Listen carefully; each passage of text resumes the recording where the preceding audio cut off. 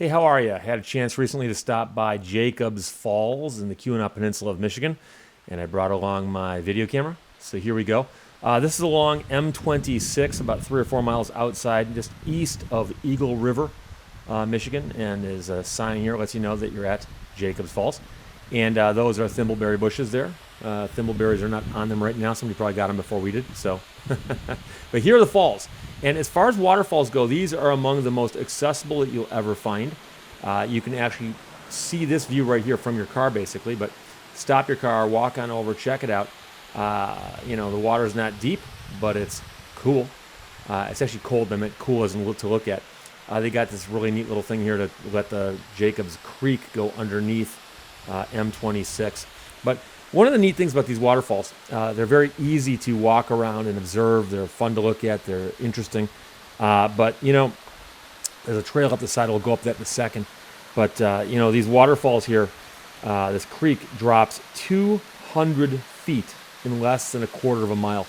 And there are actually 10 drops. And that's waterfall language for when the water, goes off the edge and drops, I guess.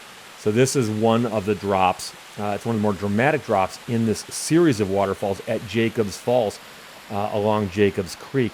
But again, like I said, there are about 10 drops. Downstream, there's a little creek that runs out to Lake Superior. And in case you're curious, along this road here, a little bit to the east of us, is a place called the Jam Pot, another landmark in the Keweenaw. You can stop there and get your thimbleberry jam and so on from the monks. Tell them I said hi. But like I said, we're right here below the last of the waterfalls on Jacobs Falls. But it's a series. It's actually a series of waterfalls. And it's not, like I said, it's not a huge river. It's not a huge set of waterfalls. Obviously, there are bigger waterfalls around, and there are other ones you can go look at. But the neat things about these ones is they're just so easy to get to and so easy to see. And they are, well worth a visit because the visit doesn't take that much. So again, if you're ever on the Keweenaw Peninsula taking M26 east out of Eagle River, you will pass this spot and you can't miss it. And like I said, it's just a neat opportunity. We were driving by and it was actually fairly early in the morning. I believe this was on a Monday, so there's virtually no traffic. It's a beautiful August summer day up here in the Keweenaw, and just watching the water flow over the rocks. The entire Keweenaw Peninsula is defined by its geography like this. And you'll see these reddish stones everywhere. It's very, very dense and hard rock. That's why the water does not erode as much here as it might someplace else. I've seen photographs of these falls over the years, and the only thing that appears to change is the volume of the water based on the season. And so here we are, mid to late summer. The water flow is probably a little bit lower than it might be at other times of the year. And as we're walking up the creek here, up the waterfalls, you'll see some curiously angled trees leaning over the falls, cedar trees and so on further up, and exposed roots. Very, very picturesque. A lot of great places to take some photographs up here. You might actually hear my camera go off as I take a selfie along here somewhere. But again, this is Jacobs Falls. And it's, I'm not even sure why it's named Jacobs Falls, if it's named after anybody, perhaps a biblical figure.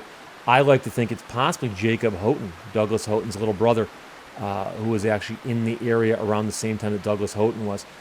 Douglas Houghton passed away not far from here. Back in 1845, he drowned outside of Eagle River. And I'll do another video about that shortly. That's why I'm up in the area in the first place. But I'm always curious about place names. And I could not find anything about why they named this creek Jacobs Creek, or the falls, Jacobs Falls, whether it was actually a person or just simply, like I said, a biblical name. You never know. But we can believe whatever we want to believe, I guess. But again, it's the Keweenaw Peninsula, so this water here is very cold. It's very clear. And it's got a nice ambient sound to it. Look at the roots on the left there. In fact, we'll take a look at those. We'll walk up and check those out. Again, like I said, over time, these things change a little bit, but not much, not much. You got to be careful, by the way, walking up here. I will admit that walking back, I fell. I actually fell down, landed on my elbow. I'm fine. I scraped up my elbow a little bit, and I was quite vociferous when I fell. And so I will not be showing you that. It wasn't that fun to look at. I watched the video, thought maybe it'll be fun to include that, but it turns out it wasn't actually that interesting visually to see, and I'd have to bleep the sound out anyways because of things that were said.